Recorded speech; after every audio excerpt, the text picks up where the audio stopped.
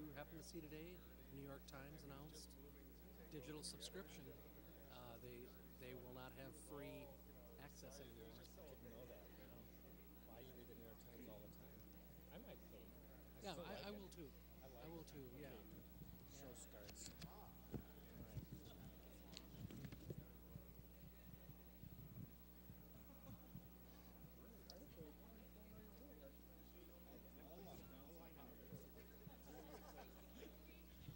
Hello, everybody. Thank you very much for coming. Happy St. Patrick's Day. It's the semester break here at Scholastica and at UMD, so I'm just delighted that we have a critical mass here to hear what I expect to be a delightful talk. My name is Tom Morgan, by the way, and I'm the director of the Allworth Center for the Study of Peace and Justice here at St. Scholastica. And our center is, many of you know, is sponsored by the Allworth family and a bunch of other people whose names are right here, and I want to make sure I get them all. Besides the Allworth family, the DeWitt and Carolyn Van Evera Foundation, and Mary C. Van Evera, in memory of William P. Van Evera, former trustee of the college, and additional funding, as always, from the Global Awareness Fund, the Duluth Superior Area Community Foundation, and from Weekler Reader. As always, I thank very much all these sponsors. Without your support, we wouldn't have these lectures. Now I'll pick up what I dropped. Okay. This is the fourth in a series. I can't hold anything. That's what happens when they took the podium away. This is the fourth in a series of 5 lectures, as many of you know, on terrorism and human rights. The 5th one, by the way, will be on Tuesday, Minnesotan Colleen Rowley, but more about that later. We've been doing something the last couple of years that has worked fairly well. Following the lectures, usually about a week thereafter, we have a talk-back session where we get together in a welcoming church basement typically and talk about the lectures and things that we heard about. You all should have had this flyer, and the next one will be at Our Savior's Lutheran Church, 4831 Grand Avenue on Tuesday, March 29th. This is a double header. It's a double header because we have Professor Pape's talk tonight, and then Tuesday we're going to have Colleen Rowley. That's awfully close to try to squeeze in talkback sessions between those two, so we've invited, or I've invited, Hal Bertelson, Professor of Psychology and Peace Studies at UWS, and Scott Lyons, again, former Duluth Chief of Police and coordinator of the law enforcement program at Fond du Lac Tribal Community College, to kind of help us talk about what we're going to hear tonight.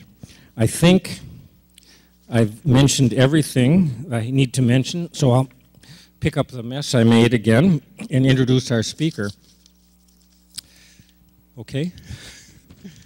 Our speaker this evening is a professor of political science at the University of Chicago, specializing in international security affairs.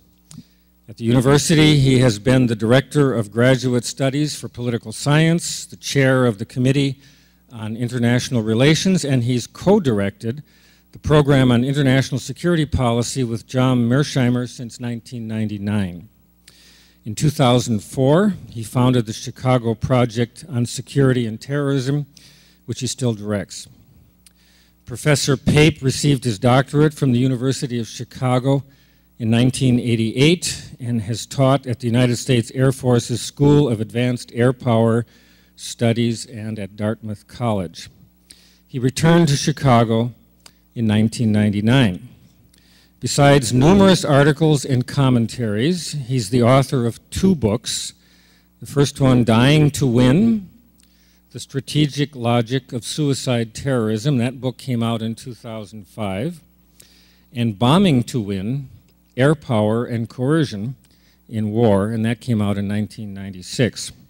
His most recent book, which just came out this fall, is entitled Cutting the Fuse: The Explosion of Global Suicide Terrorism and How to Stop It.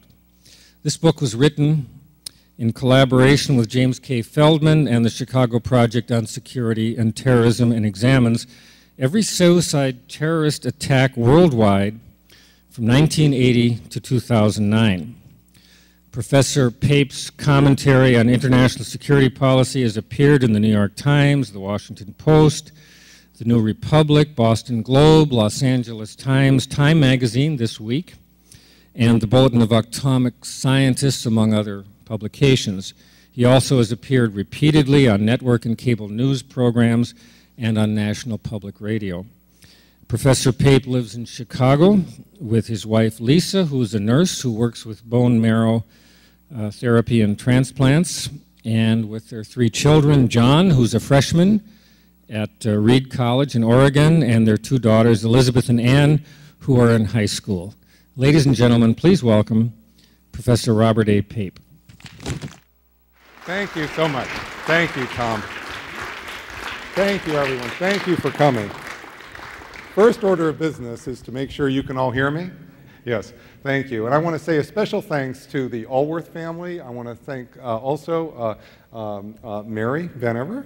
Thank you very much. And also the whole Vanever family who has come here to support this. I actually know one of their children, Steve Vanever. He's one of the key people who inspired me to come into the business over 25 years ago. And so for me, coming tonight is a double pleasure. And just thank you so much for all that you've done. I want to talk to you, and I believe that it's just terribly important that the public know more about information on terrorism.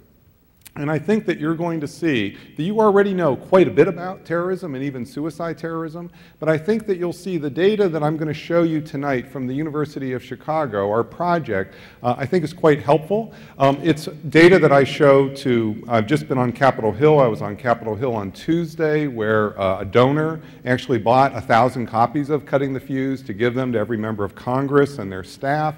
So we had a session on the book, and you'll hear a very similar presentation that I gave to members of Congress on Tuesday. But this isn't just for folks in Washington. This is important for our country as a whole.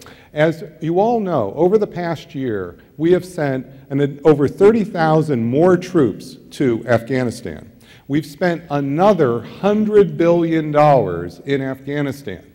To put that in context, $100 billion is more money than the federal government spends on education. Think about that for a moment. $100 billion is 5 times the worth of the entire Afghan economy, which the World Bank estimates at $22 billion. That's a lot of money.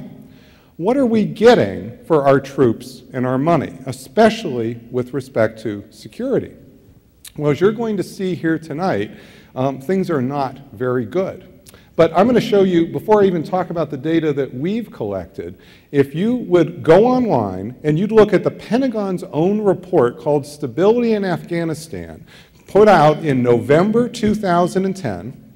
This is a 150-page, very detailed report. It's a report to Congress. They have to do this every 6 months. You will see that over the last year, terrorist attacks, called insurgent attacks, in Afghanistan are up 70%. 70%. Have we made some progress? Well, the morning, last Tuesday, while I was on Capitol Hill in the afternoon, in the morning, General Petraeus was there. And if you've seen any of General Petraeus's interviews in the last few days, because he's here on a PR tour, you'll see that he's talking about areas of progress in Afghanistan.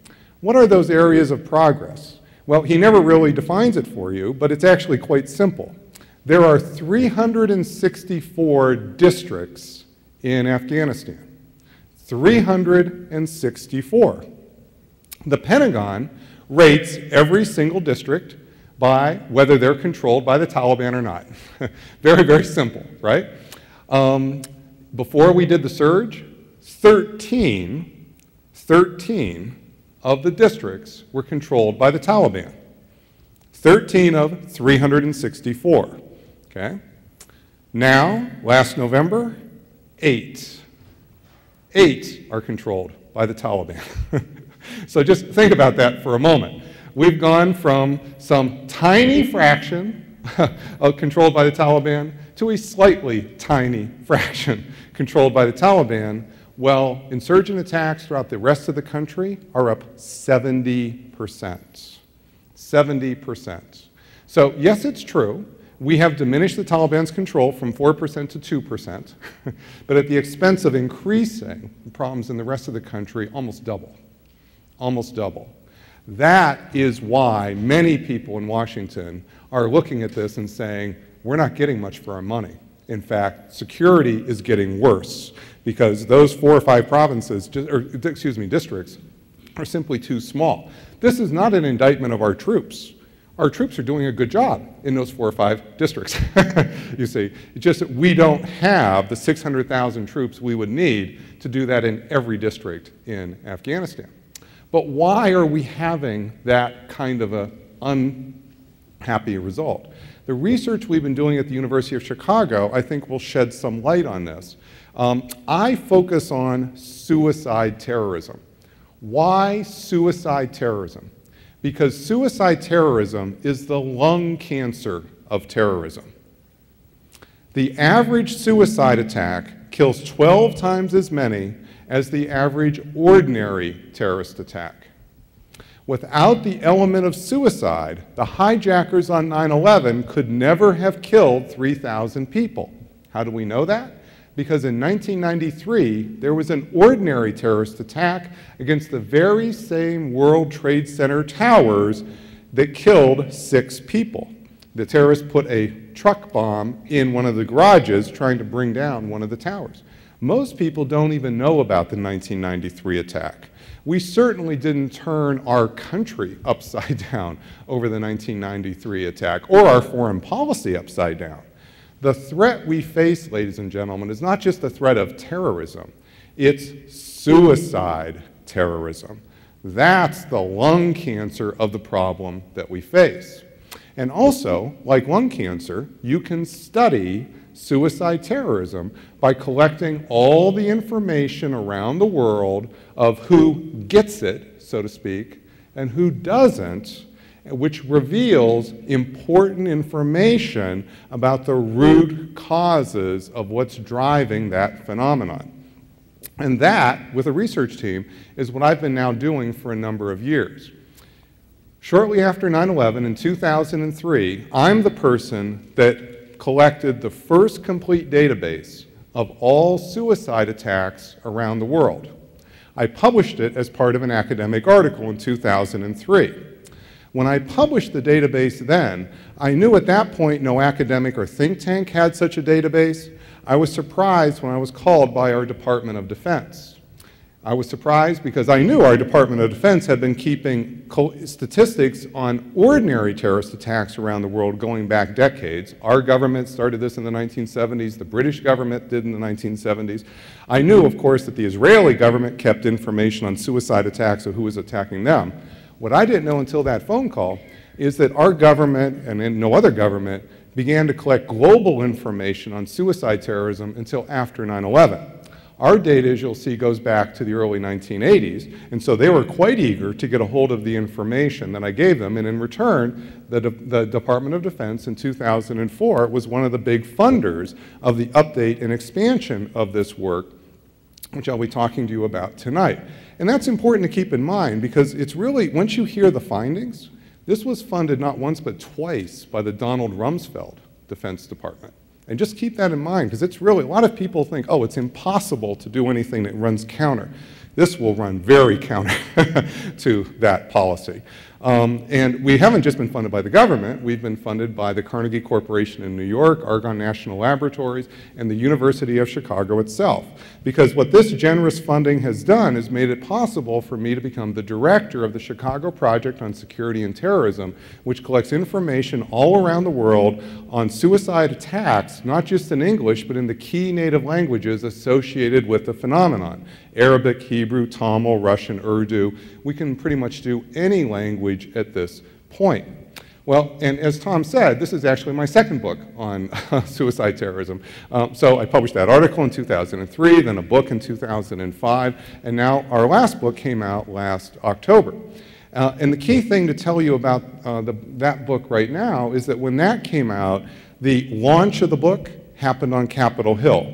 On October 12th, we had an all-day conference from 9 in the morning until 5 at night on Capitol Hill, introduced by Congressman, the head of the 9/11 Commission, Governor Kane, came to talk. If you ever get a chance to look at our book, you'll see both heads of the 9/11 Commission have endorsed our book. The most important thing that happened that day was the head of the Navy, Admiral Gary Roughead, the chief of naval operations. He came and gave a talk entitled "The Navy's Role in Offshore Balancing." And as you'll hear, offshore balancing is the policy that comes out of our research. What he did that day is he announced that offshore balancing would be the future policy of the Navy. That's really quite a remarkable thing. That's not coming from Obama, that's not coming from Gates, that's coming from the research in this book. And by the way, you can go to YouTube and you can look up "Cutting the Fuse, Gary Roughead," and you will see the head of the Navy endorsing this. And it's important to keep in mind the Navy has 350,000 officers, and enlisted, 350,000 people. Their budget's $200 billion. Okay, so this is not, just kind of keep in mind what it means for the head of the Navy to be doing this. This is quite a big thing. So why are they doing that? Why is someone like Admiral Roughead, folks in Congress, the head of the 9/11 Commission, they're not going to be doing it just because of the bottom lines. You're going to hear what the bottom lines are in just a moment. And you'll see, oh, that's very interesting, it's controversial, but that's not making these kind of folks gravitate toward it. Underneath it is the data and the quality of the data. And this is something I want to talk to you about even before we get into the bottom lines, because we live in an internet age where we have lots of garbage, often just gossip for information. That's not what this database is based on. That's not why the government has taken it seriously. That's not why the intelligence services have taken it seriously. That's not why so many folks are increasingly taking it seriously in mainstream Washington. It's because we have highly verified data, not verifiable data, verified data.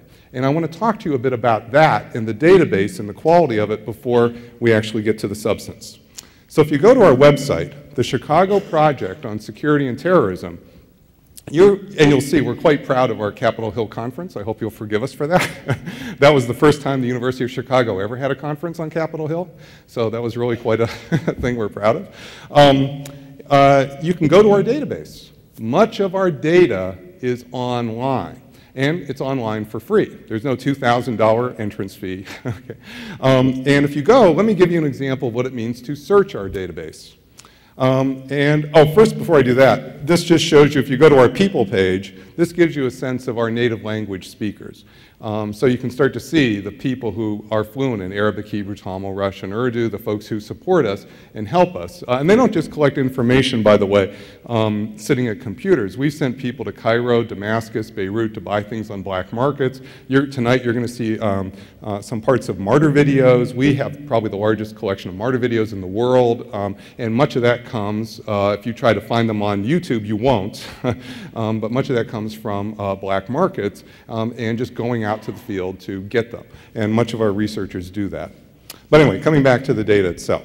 So if we go to search the database, and we just, let's pick Lebanon, because many of you are familiar with Hezbollah, the famous suicide terrorist group there. And I'll click on the country Lebanon, and we can say, well, how many attacks have there been since 1980 to the present? And up comes 38 attacks.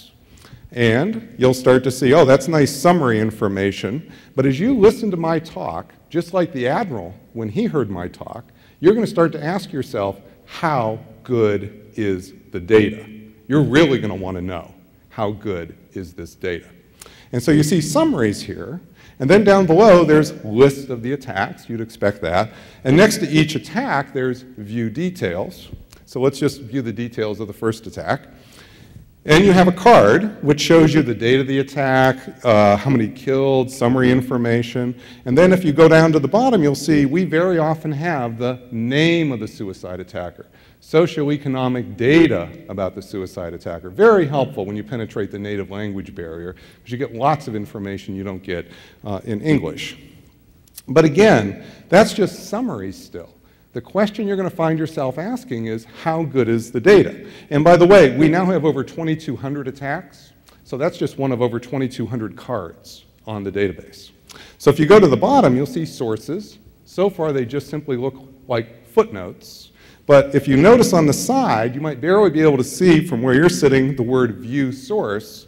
And for each and every one of those attacks, we don't just simply have sources, we put the actual textual verification of every source on the web for free. Every bit of information you're going to see here today has been verified by a minimum of 2 independent sources, often 4 or 5, all of which is on the web for free. That's something that's very important. That's something, since I started doing these databases in 2003, there have been a lot of new databases that have come online. You'll see them. But the fact of the matter is, this is still the key database from a major university. Why is that important? Because I'm not living off soft money. This is not a think tank. Why is that problem? Because think tanks need to keep reselling their data.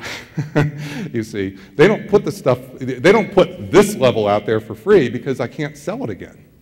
You see what I mean? Once we put this out there, then it is there for the public. This is what public dissemination of the data really means, and this is why it's important to do this at a major university, a real research university, because this is basically doesn't just provide information to you and to Washington, but really bumps up the quality of discussion, we hope, everywhere. Anyway, so what does the database show? So let me now move to substance, because I've kind of begged your patience long enough. I want to talk about the world of suicide terrorism in 2 parts. First, from 1980 to 2003, think about that as the world of suicide terrorism before the Iraq War, and then from 2004 on, what has happened with suicide terrorism since? From 1980 to 2003, there were 343 completed suicide attacks defined in the classic sense you'd expect of an individual killing himself, or herself, on a mission to kill others. The world leader during this period is not an Islamic group. Again, not an Islamic group. They're the Tamil Tigers in Sri Lanka, which is a Marxist group, a secular group, a Hindu group. The Tamils in Sri Lanka did more suicide attacks than Hamas or Islamic Jihad. Further, at least 1/3 of all Muslim suicide attacks are by purely secular groups, such as the PKK in Turkey, which is another Marxist, read anti-religious suicide terrorist group. You don't know about those 2 groups because they're not attacking us, okay? But they are big and important. Over 50% of the attacks in this period are not associated with Islamic fundamentalism. Think about that for a moment. What do most people think drives suicide terrorism? Religion? Any old religion? No. Islamic fundamentalism. That's what they think is driving the threat. And it simply doesn't hold up. It simply doesn't hold up. What is driving it? What over 95%, not 100%, but what over 95% of all suicide attacks since 1980 have in common is not religion, but a specific strategic objective to compel a democratic state to withdraw combat forces. I don't mean advisors with sidearms. I mean tanks, fighter aircraft, and armor units from territory the terrorists consider to be their homeland or prize greatly. From Lebanon to the West Bank then, to Iraq and Afghanistan today, as you will see, every suicide terrorist campaign since 1980 has been driven by this strategic logic. This is the important thing that comes out of the data. This is a chart which shows you the 9 disputes that comprise the 95% of the suicide attacks during that period. If you let your eye go up and down the middle, you'll see that territory, centrally important territory, is important to each and every one of those suicide campaigns. Let me talk about Lebanon again, because so many of you will be familiar with Hezbollah. In June 1982, Hezbollah did not exist.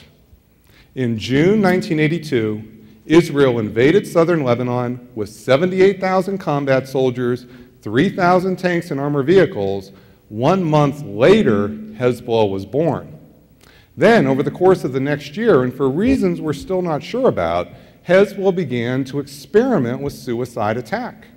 And the very 4th suicide attack was the famous suicide truck assassination of our Marines in Beirut in October 1983, killing 241 of our Marines, 10% of the force, with the loss of just one person, 10% of the force. The same day that Hezbollah also did a suicide attack against the French, killing 58 French soldiers, again, nearly 10% of the force. Well, a few months later, Ronald Reagan, no pacifist, decided to withdraw all American combat forces from Lebanon rather than face the risk of another suicide attack. We know that because he wrote a whole chapter in his memoirs about that decision, so we know in detail about why he did that. And then Israel withdrew first in 1986 to a 6-mile security zone in southern Lebanon, and then in May 2000, Israel withdrew its army from southern Lebanon altogether. And what's important about the withdrawals is that Hezbollah suicide attackers did not follow the Americans to New York, or the French to Paris, or even the Israelis to Tel Aviv. Do you know how many Hezbollah or any Lebanese suicide attacks there have been since May 2000 when Israel withdrew its army from Lebanon? 0. None. Not even in the summer of 2006, when you'll remember there was a 3-week air war between Hezbollah and Israel. Now think about that for a moment. If this is just about a bunch of Islamic radicals looking for any old excuse for a quick trip to heaven, we should have seen hundreds of Hezbollah suicide attackers in the summer of 2006, and we didn't see a single one. That's a powerful relationship. That is the onset of the suicide terrorism and its ending that simply doesn't fit with Islamic fundamentalism. Everybody still thinks Hezbollah is an Islamic fundamentalist group, but it fits to the month foreign occupation. Foreign occupation to the month. We could go through all of those, but the group most people want to know about is Al-Qaeda. This research is the first to collect the complete set of the 71 individuals who actually killed themselves to carry out attacks for Osama from 1995 to 2004. Of those 71, we know the names, nationality, and other socioeconomic data of 67. Not quite all, but almost all. And as you can see, the largest number, 34, come from Saudi Arabia, the majority from the Arabian Peninsula, where the United States first began to station combat forces in 1990.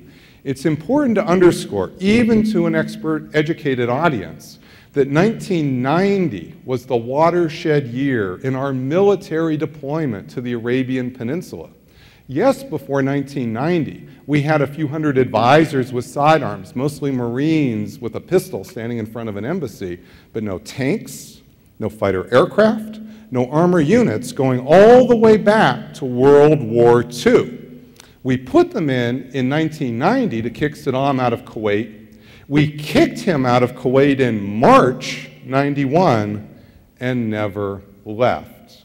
Every day from that point on, we kept between 12 and 30,000 combat soldiers of the United States, and this is not the Dutch, or this is not a weak force, this is the precision military of the United States on the Arabian Peninsula. And the Al-Qaeda attacks start 5 years later. Notice where they're not coming from. Iran, surely an Islamic fundamentalist population with 3 times the population size of Saudi Arabia.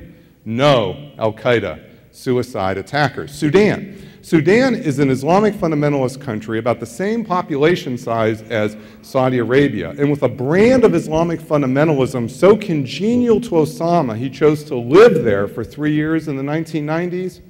No, Al-Qaeda, suicide attackers. Bangladesh, 110 million people, 4 times Saudi Arabia's size, one of the biggest Islamic fundamentalist populations in the world. If this was Islamic fundamentalism that was driving it, we'd have a much different pattern in the data.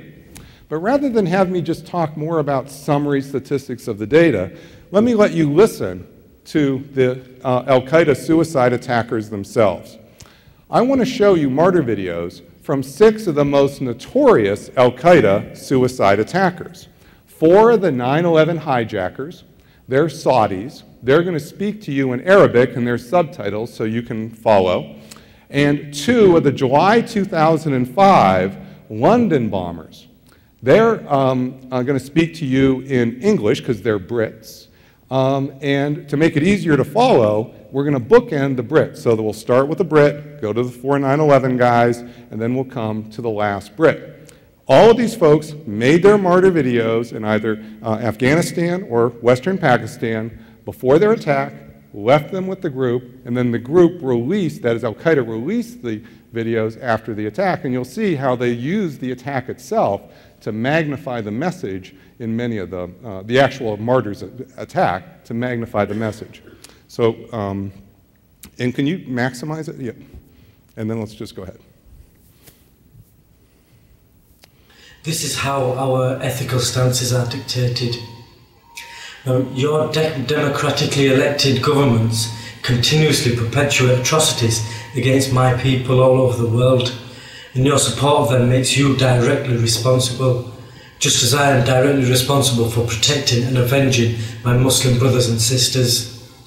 Until we feel security, you will be our targets, and until you stop the bombing, gassing, imprisonment and torture of my people, we will not stop this fight.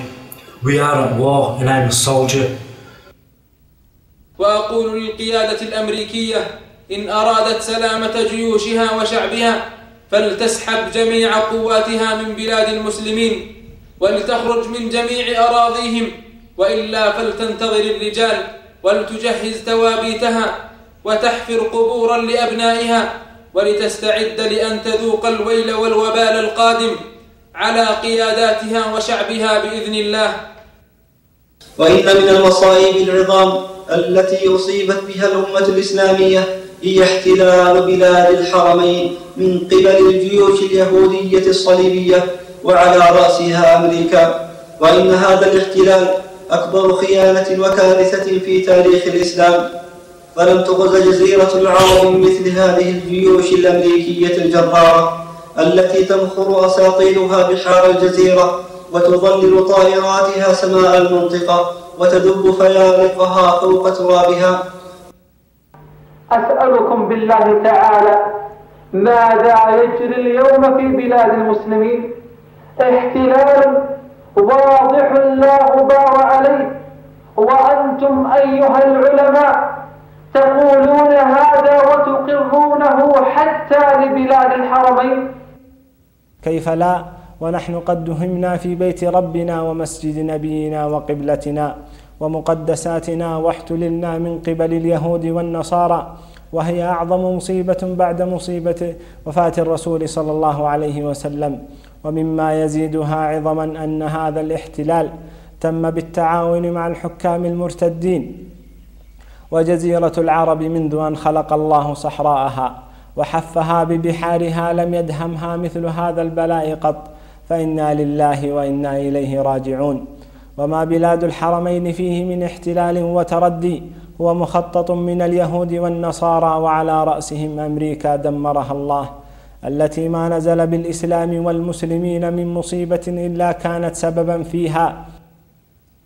What you have witnessed now is only the beginning of a series of attacks which inshallah will intensify and continue until you put all your troops out of Afghanistan and Iraq, until you stop all financial and military support to the US and Israel, and until you release all Muslim prisoners from Belmarsh and your other concentration camps. I know that if you fail to comply with this, then know that this war will never stop, and that we are ready to give our lives 100 times over for the cause of Islam.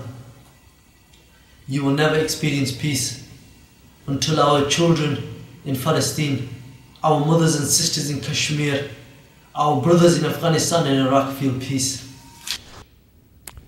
So what you are seeing is powerful evidence that the main cause of both secular and religious suicide terrorism is foreign occupation.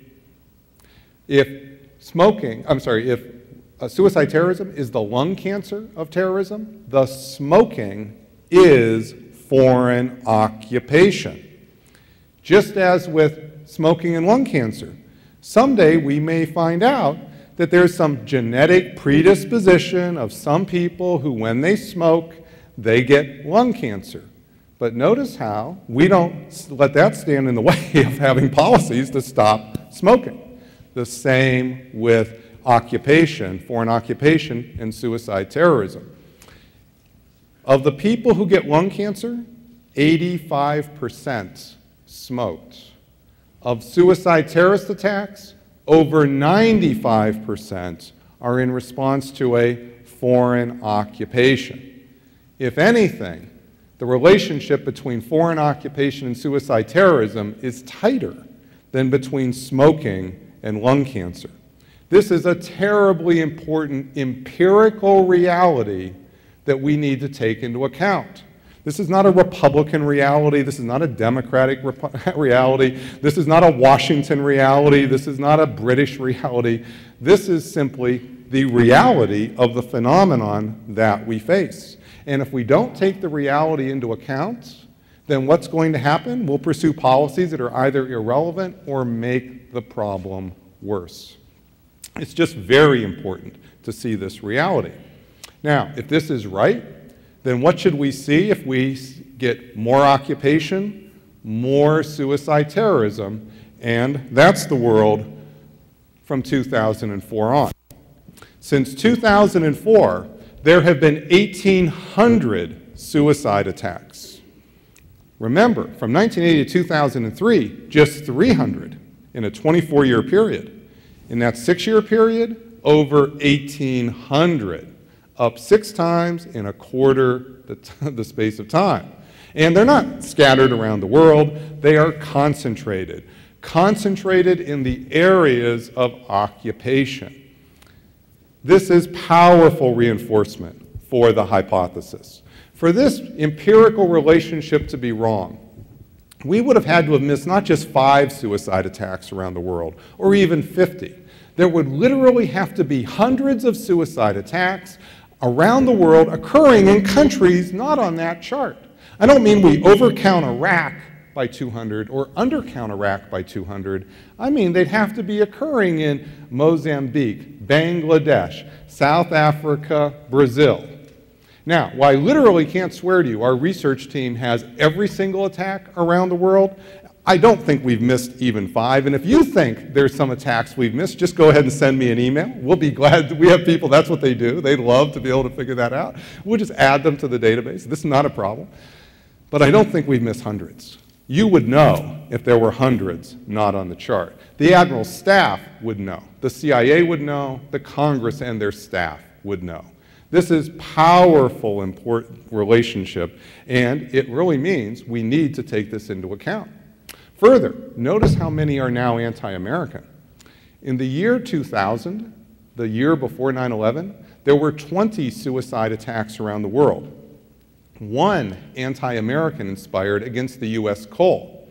Last year, 300 attacks around the world, 270 against Americans or people working with and for Americans. Ladies and gentlemen, this is not a good pattern. This is not healthy. The world of suicide terrorism is not just exploding, it's becoming nearly all anti-American suicide terrorism.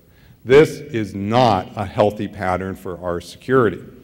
Now let me talk about two conflicts in particular you're going to want to know about. One is Iraq. Iraq is a prime example of the strategic logic of suicide terrorism I'm putting before you. Before our invasion in March 2003, Iraq never experienced a suicide attack in its history. Since then, as you see, the suicide attacks go up until 2007, and then they come down, and they come down in this distinctive two-step pattern. Why do they come down, and especially in that distinctive two-step pattern when they do? Well, the first thing you need to know is that during this period, there wasn't just one conflict, but two types of conflict in Iraq. There was a three-sided civil war among Shia, Sunnis, and Kurds who all killed each other with ordinary means, and one-sided Sunni-only suicide terrorism. There has not been a single Shia suicide terrorist in Iraq or Kurdish suicide terrorist in Iraq. Now think about that for a moment. We have plenty of Shia Islamic fundamentalists. Sadr, are you familiar with the name Sadr? The Sadr Brigade, 20,000 strong? No suicide attacks. Why the Sunnis? Because it's helpful to remember Saddam wasn't just a dictator, he was a Sunni. When we toppled Saddam, we threw the Sunni minority out of power. Who's going to come into place? Either an American government or a Shia-dominated government.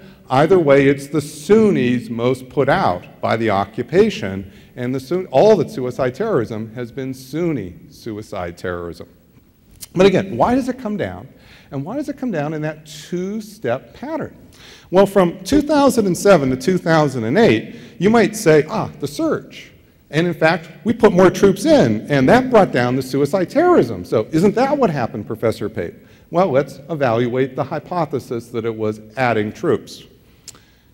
So let's look at the troops in Iraq according to the Pentagon's own numbers. These aren't my numbers. These are DOD numbers. After all, I'm talking to DOD. I better use their numbers, right?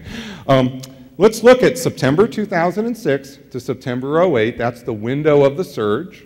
And look at the number of troops. The first column is U.S. and coalition. That's allied troops overall.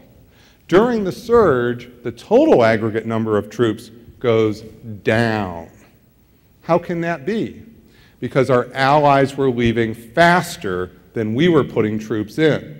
For the country as a whole, we were backfilling for the loss of our allies. But you say, but wait a minute, Professor Pape. Maybe we were putting those troops in the Sunni area, and that's what brought down the Sunni suicide terrorism. So let's evaluate that.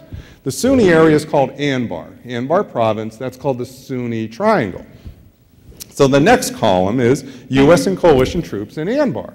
Well, there is a slight uptick from 34K to 38K, but nowhere near the third column, which is the 100,000 there would have to be there by the famous General Petraeus coin manual, the counterinsurgency manual. I'm actually pretty familiar with that manual because it was published by the University of Chicago Press, and I was the reviewer that recommended publishing the manual. So I'm not against General Petraeus, I'm not against the military here. We just didn't do counterinsurgency. That's not what mattered. That's not the change that actually occurred.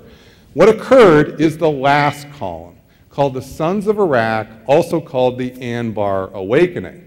Essentially what happened is we took 100,000 Sunni insurgents, called terrorists if you would, and we paid them $300 a month to do one thing: don't kill us. Now we hoped you'd take your $300 and go get a job. All right, if you take your $300 and go buy some guns, we'll turn a blind eye. But if you want your next paycheck for $300, there's one thing you can't do: don't kill us. That actually worked very, very well.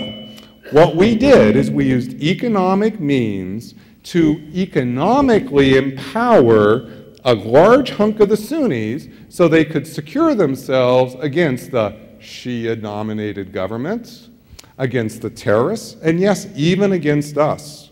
They weren't our employees. Once those folks go buy those guns, that's why that policy was controversial. People at the time were saying, oh my God, they'll turn the guns on us, ... What we really did was we economically empowered them so they would have the wherewithal to protect their way of life on their own. As you see, at the end of the day, that's what suicide terrorism is about. What suicide terrorism is an effort by the community to protect its way of life going forward. That's the big thing that changed in Anbar for at least a big hunk of the Sunnis, and that's why it came down by about 40% during that 1 year. Then, November 2008, we signed the withdrawal agreements. And since then, over 100,000 combat forces have come out of Iraq.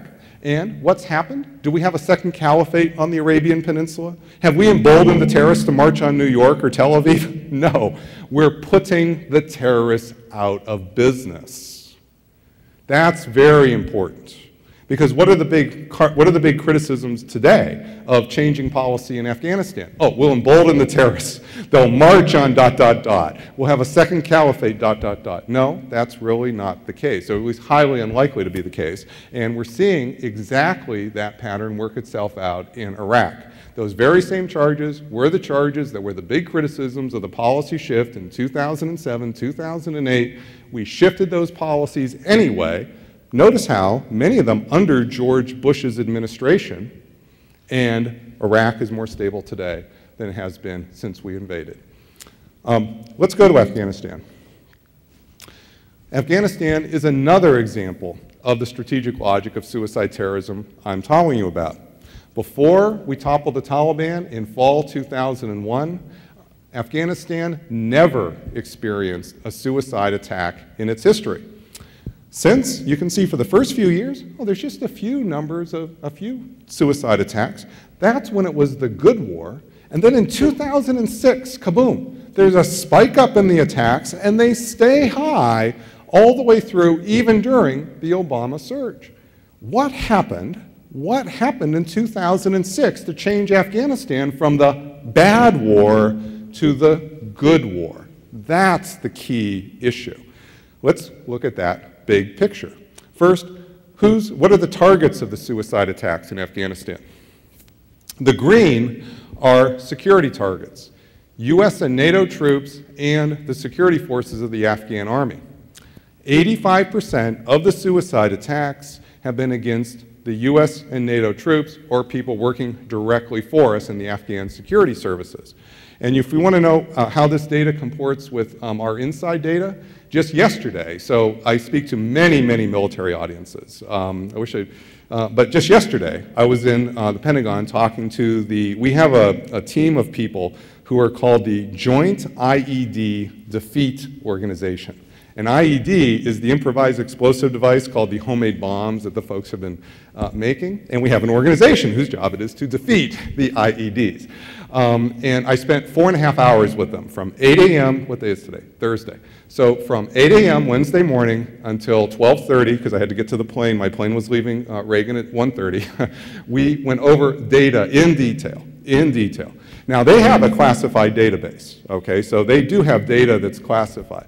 But the bottom line is this is absolutely in line with their data, and they want my data. Okay, so they definitely, this is not just, just so you know, there's not like some competing data out there that's somehow better or different than this. The best data the government has on this is this data. Okay, just same patterns is what I'm saying. And I'm sure, after having spent 4.5 hours with them yesterday, and this is a big organization. Anyway, I'll be glad to tell you more about it, but let me go on. That's the targets. So what happened in 2006 to suddenly have a large number of suicide attacks against US and NATO troops? What happened? Let's look at who's doing the suicide attacks. We can identify and corroborate 93 of the suicide attackers in Afghanistan. We think that's a high number because last April, Army intelligence in Kabul contacted us. They could do about 50 in their secret database. What did we have? So we gave them our data. We actually don't, I don't have a clearance, so I'm not revealing anything here to you. I had a clearance in the 1990s, so it's not that I've never had a clearance. But what happens is, on the secure side, what they can do is tell you whether the patterns are, quote, comparable, meaning the same, basically meaning the same. And that's what Army intelligence told us. Their patterns were comparable, but they only had 50. We had 93. And what is the pattern? 90% are Afghan nationals. And they're not just any old Afghan nationals, they're Pashtuns. No Tajiks, no Hazaris. 5% are nationals from countries bordering Afghanistan, and only 5% are outside the zone of conflict. This is not some global jihad swirling around the world looking for a place to strike.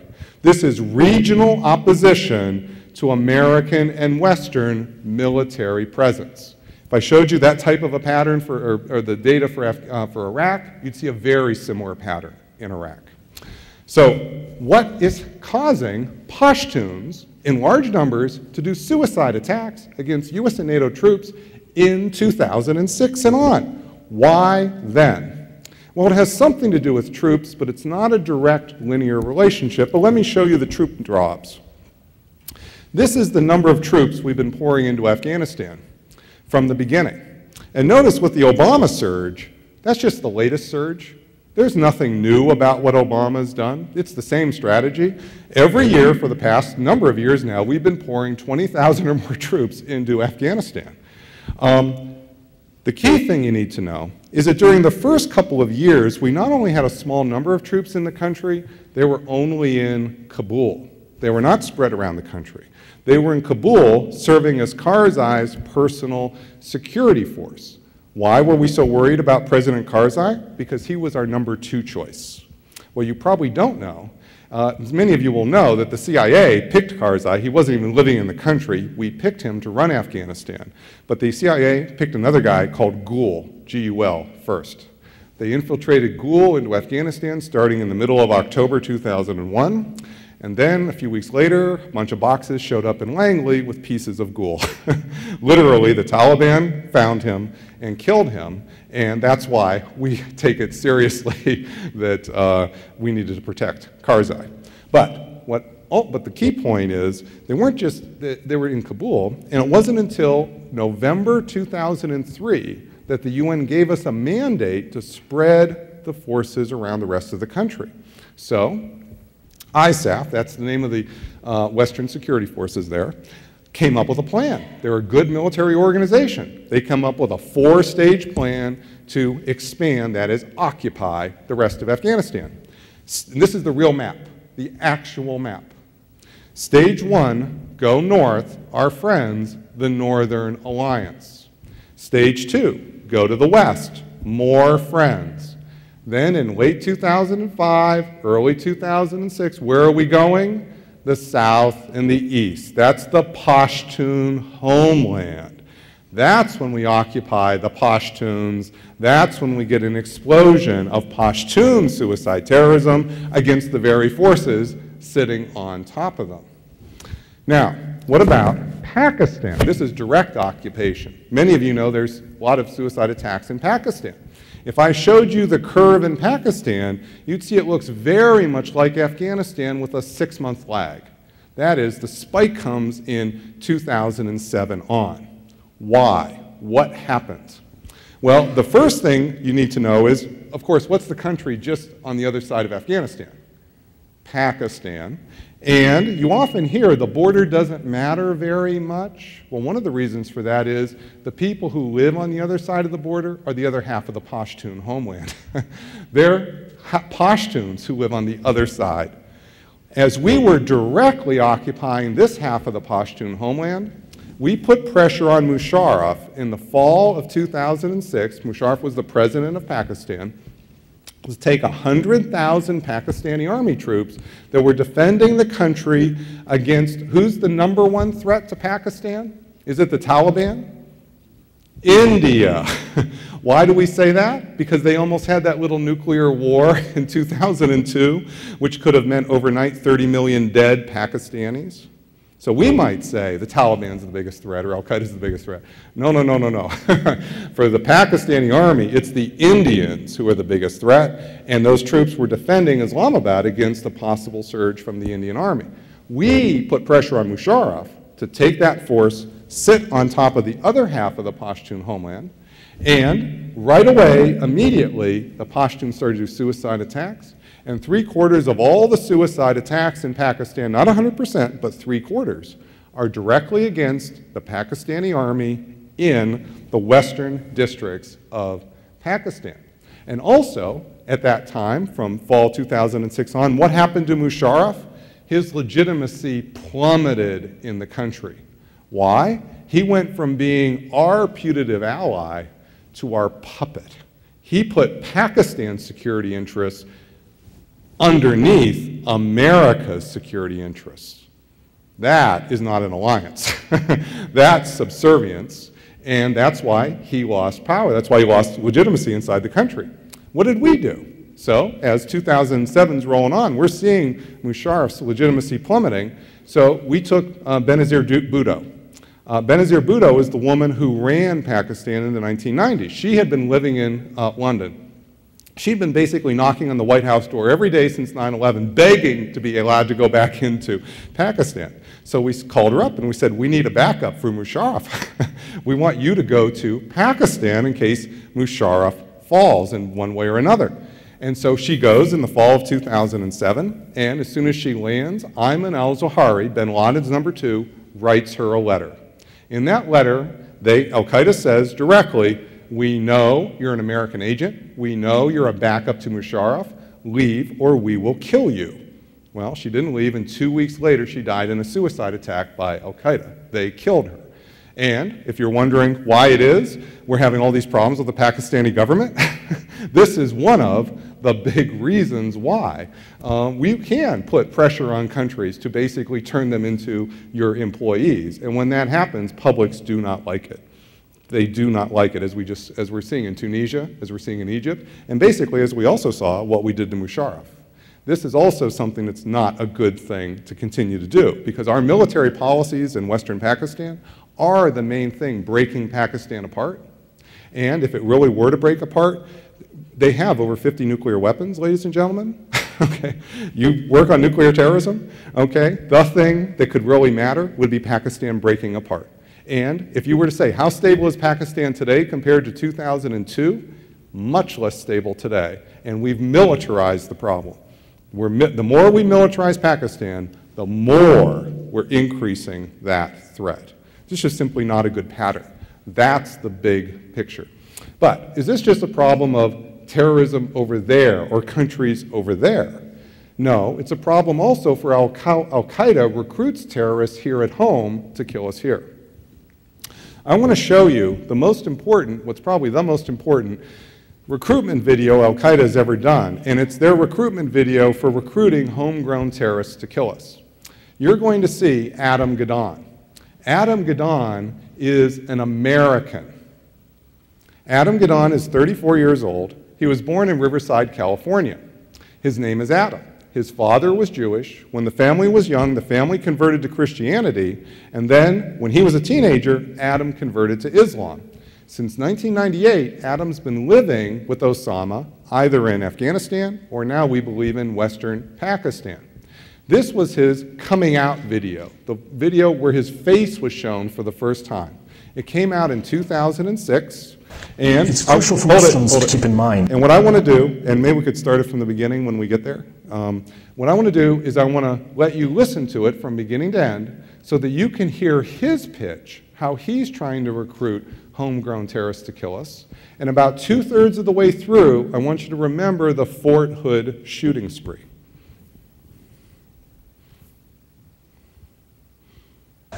It's crucial for Muslims to keep in mind that the Americans, the British, and the other members of the coalition of terror have intentionally targeted Muslim civilians and civilian targets, both before as well as after September 11th. Sorry, we'll get the tech stuff fixed in just 1 second.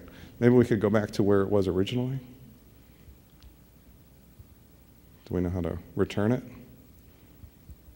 Return up there? Yeah, and then just maximize over to the right. Over to the right. Nope, next one over. Yep, yeah, that big box right there. Yep, yep, yep. Yep, okay.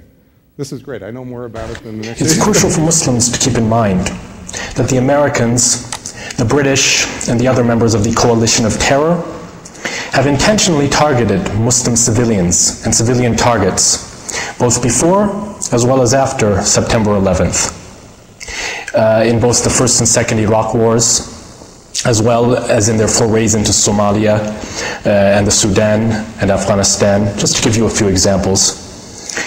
And they've done this with the support and backing of their populations and electorates.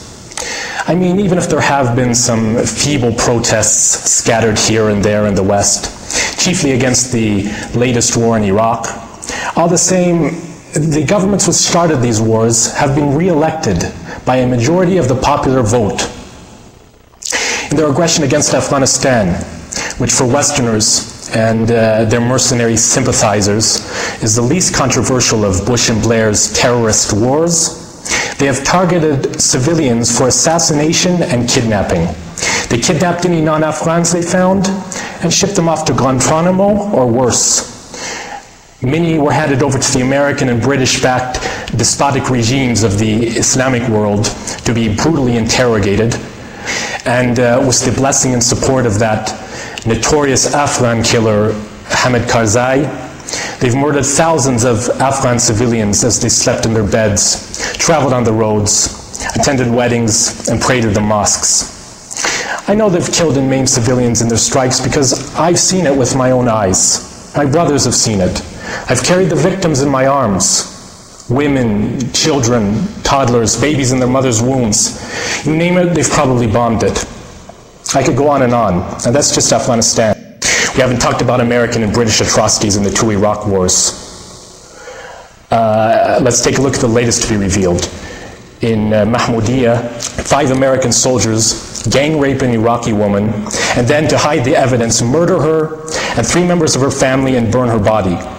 And then, when our Mujahideen take revenge on the unit which committed this outrage and capture and execute 2 of its members, they're called terrorists, and Muslims are supposed to disown them or face the consequences. And I'm not saying that we should go and slaughter their women and children one by one like they did ours at Haditha and Ishaqi and Mahmoudiya and God knows where else, even if some of our legal experts have permitted that.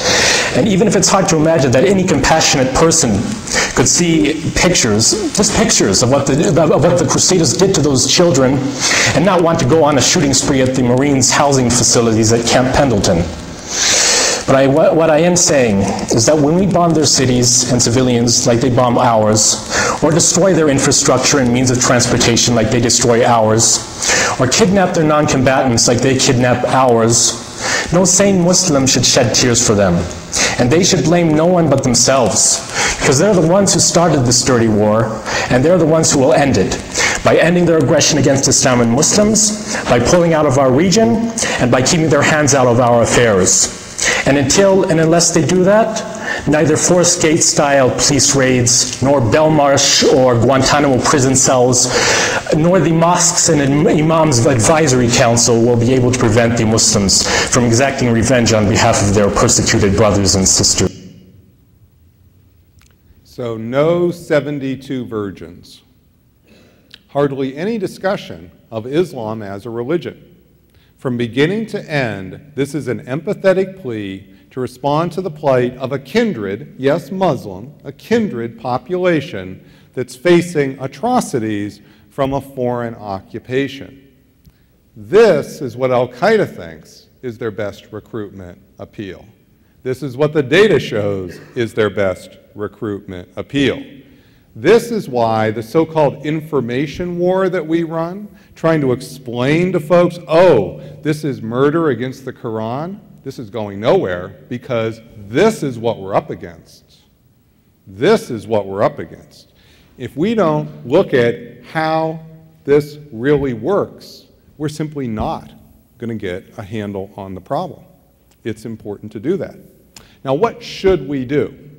I don't think that we should just simply cut and run, withdraw, become isolationists, because I think we do have important interests and obligations overseas.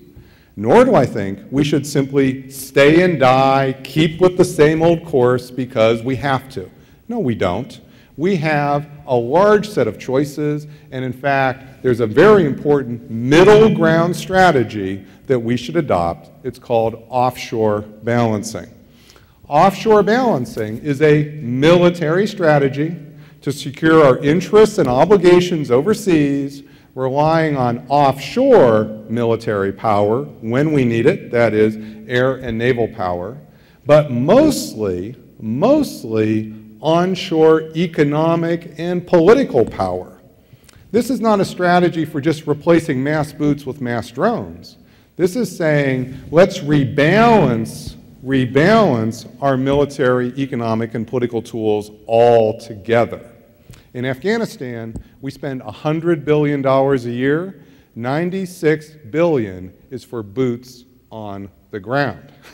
$96 billion.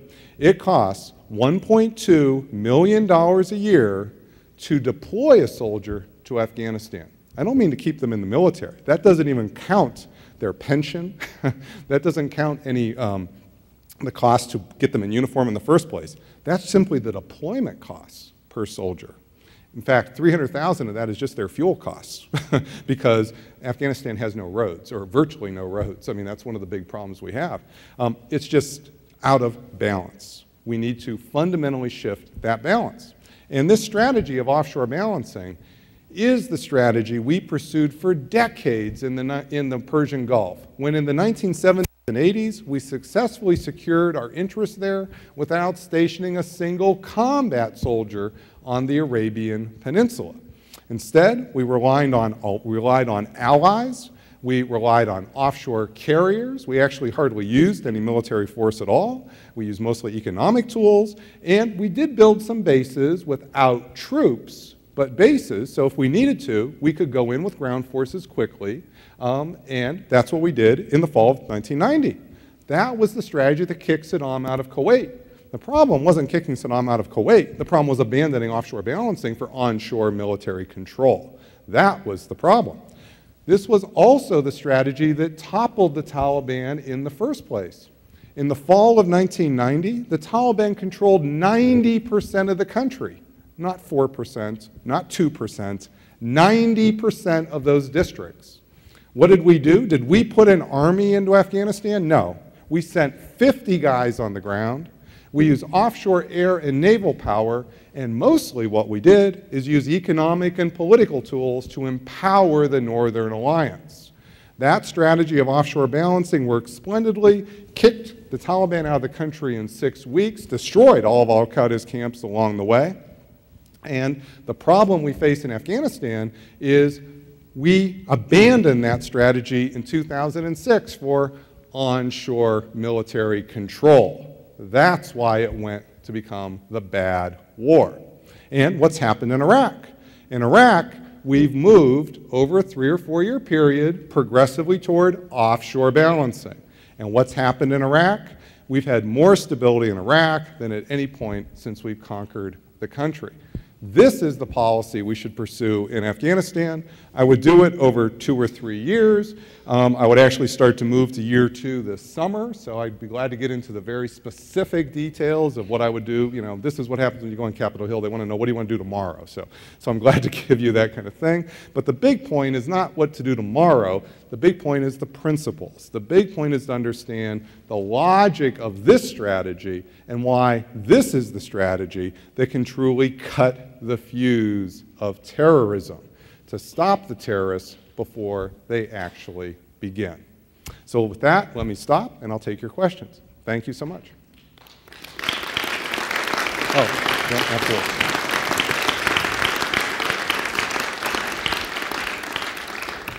Thanks so much for coming. We're a small group, but we all the more better, huh? Yep. To have a conversation. And I would just ask you to come forward if you have a question or a comment, and use the microphone so that we get it all recorded properly. And we have people in in the far-flung regions of Minnesota watching this. So if you I'm curious as to what kind of incentives we gave the Pakistani leadership to begin to pay more attention to the southern part of Afghanistan instead of India. I mean, there had to be some financial stuff going on there. Yeah, I think that he's asked the question of what incentives or what carrots and sticks do we use to put pressure on Musharraf. I think we're probably going to find out more about that as time goes on. The thing that we know has happened is we are giving Pakistan over $1 billion of military aid a year, just as, by the way, we did with Egypt. It's one of the few countries in the world we did that. And you just saw how we just toppled the leader of Egypt, right, with one phone call. Okay, so $1 billion a year to a military does have some worth or some potency to it. It may be the case, however, we did even more. We could have threatened, by the way, to invade Pakistan if Musharraf hadn't done that. Okay, so we don't know that. I'm not saying we definitely did, but I would not take that off the table because notice how much we have already increased the drone attacks, how much we've already militarized Western Pakistan with our own military forces in addition to having the indirect occupation, if you see what I mean. So that all happened at that very same point in time. So if you look at the military policies by the United States in conjunction with this, you'll see a very similar pattern. But those two things together were an awful lot of pressure. Yeah. I just ask you to use the microphone. Yeah. Pretend I'm Phil Donahue. They're trying to get that audience who's watching out there. I find your logic and your building of your case quite compelling. However, there is a cynic in me that says, what if we really don't care about terrorism? Mm-hmm. What if really what we have going here is a win-win situation for economic interests? We have huge interests that are benefiting from our military being on the ground over there. We have huge economic interests that are benefiting from the hundreds of billions of dollars we're spending on deterring terrorists through homeland security in our country. What if terrorism isn't really the issue? Yep, I think that's a great question, sir, because it comes back to my parallel with smoking and lung cancer. It's helpful to see that in the 1940s, that's when the hypothesis first came out that there was a link between smoking and lung cancer. But it took 20 years before we had any government action at all. It's not until the late 1960s that all that stuff starts to happen.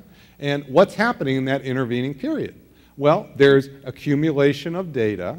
Then there's another group with economic interests, in this case the tobacco company, who is doing all kinds of things. They're trying to have other data to show there's no relationship. They're trying to defeat the people that are kind of collecting the data. All the battles, sir, that you're describing. But what I would just simply say is that what happened there is information really did come out that was highly credible, highly verifiable, and the bottom line is that those core economic interests, they don't represent 70% of the American public. They don't even represent 2% of the American public. Those are teeny tiny little interests, and yes, it means the public has to care. The big thing, sir, remember I began the talk by saying I think this isn't just for Washington, this is for the public. This is what I mean. What really happened in the war on smoking, what really happened isn't just the accumulation of data. It's not just that there were elites in Washington studying the data. The public understood the information. And at some point, people have to do that. And that's why I'm trying to speak to as many audiences as I can. And I think, sir, but you put your finger right on it. There are going to be the countervailing forces. More questions? Yes. Prior to the United States' involvement there, the Russian invasion of Afghanistan, do you have any numbers as far as the suicide attacks that happened during that 10-year period? Yep, it's actually easy because the number is 0. So we've looked at, remember I said suicide terrorism is a coercive strategy against democracies, okay?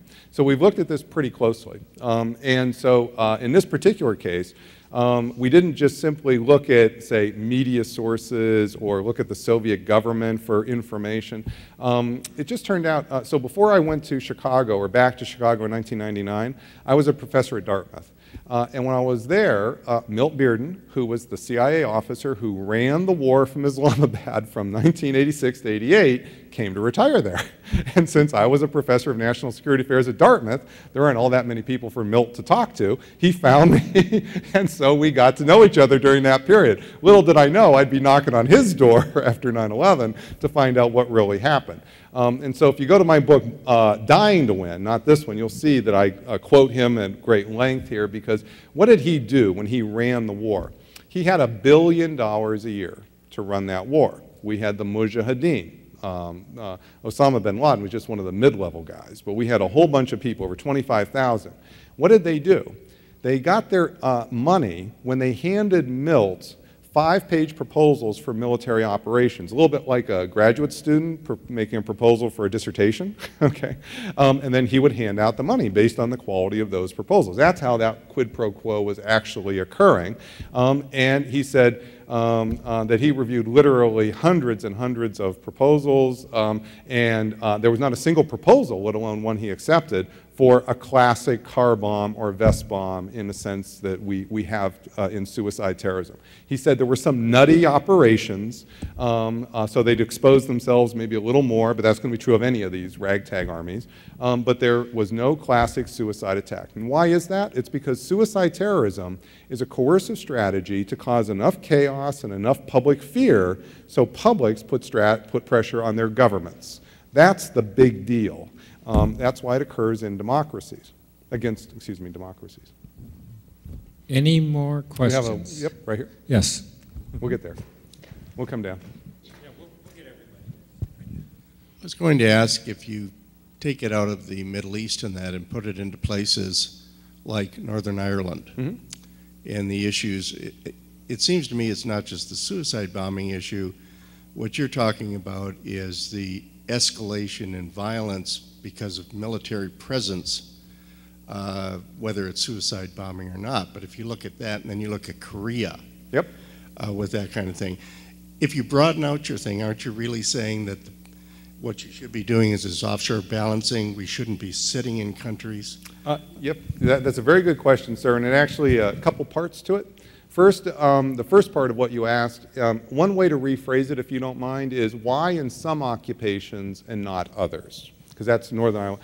And in Dying to Win, the 2005 book, I did a 100-page study trying to answer that question, because that's very, very important. That's why it's so important also to do this work in the social science department, where you're going to ask a cause and effect kind of question like that.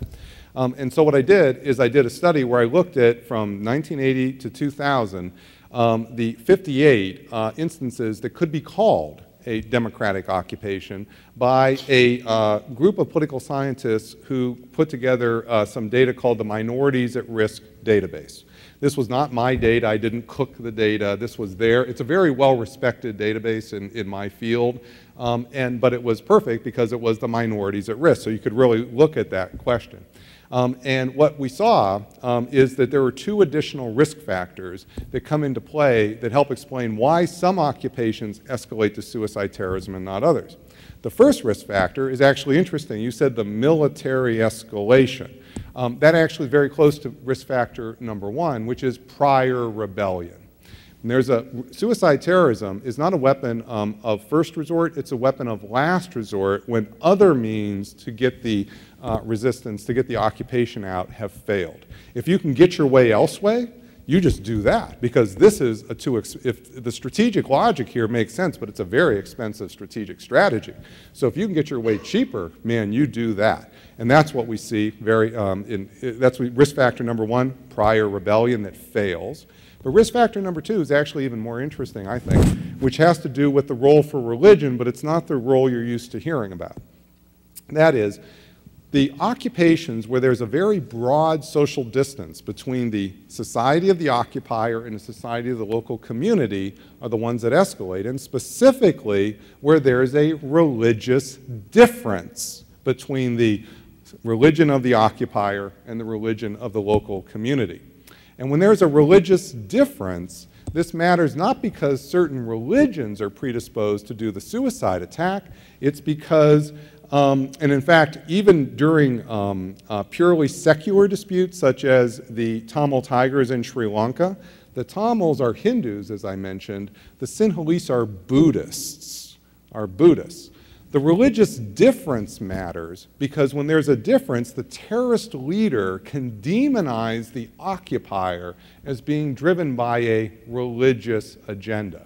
And this is why Osama never misses the chance to paint us as a Christian crusader with a Christian agenda. And what's that agenda? And he lays this out in his speeches. The agenda is we're to convert Muslims to Christianity, have Christians take the minerals, oil, of the Muslims, or have Christians help Jews extend their control over Jerusalem so both Jews and Christians have access to that important city. That's Osama's claim. What Osama does is doesn't just say we're crusaders. He explains that that's the logic behind our occupation. And what that does, sir, is it scares the bejesus out of everybody, whether they're secular, religious, secular or not, right? Because when you have that religious difference, you can just paint the other in the worst possible terms, and it just terrifies folks. So you're right to ask that question about, now, the second part was, does that mean we should go to offshore balancing around the world? I think we should be tending to go to offshore balancing around the world. In the case of, say, South Korea, there is religious difference, but we haven't had no prior rebellion. No prior rebellion. If we ever saw a prior rebellion, that would not be good. That would not be good. It means in the case of Tripoli, Libya right now. So if you go, Tom mentioned Time Magazine. So if you look on Time Magazine, you'll see I have a plan for Libya. Part of what I was doing on Capitol Hill was talking about Libya. I got this plan in front of, as Tom knows, because this afternoon I was looking at my email. I have it in front of the Prime Minister of Turkey. The CNO of the Navy is looking at this. I have it in front of David Axelrod. So I think it's terribly important that we get Libya right.